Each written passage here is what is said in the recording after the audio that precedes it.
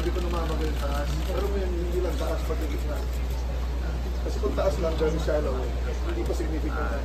Like pinatubo na in less than a year, akit na siya.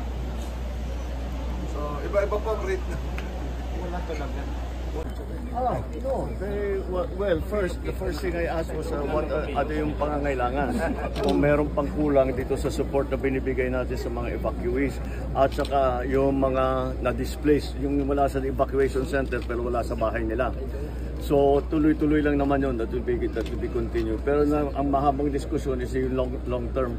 Paano natin gagawin. Maraming mga magagandang idea ang mga mayor at saka ang provincial government para mawala na talaga ang mga nakatira doon sa loob ng danger area 4 kilometers. Sana mailabas natin sa 6 kilometers.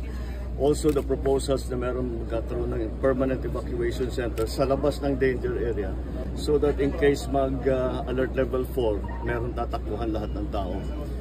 Hanggang yung usapan namin umabot hanggang sa relocation para kahit na anong gawin ng Canlaon, meron pupuntahan ng tao, and we can continue to support. They can continue to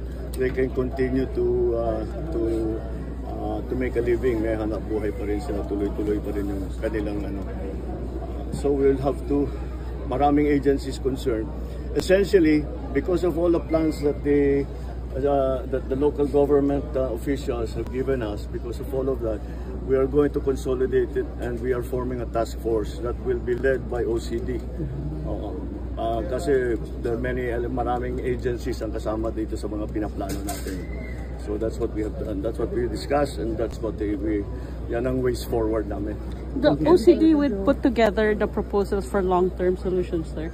I'm sorry? That will be the OCD will coordinate the solutions for the long-term response. Yes, they will head the task force. The immediate response, sir. I'm sorry? Meron kayong tulong ngayon na immediate response? Well, that. It won't stop. Okay, thanks, sir.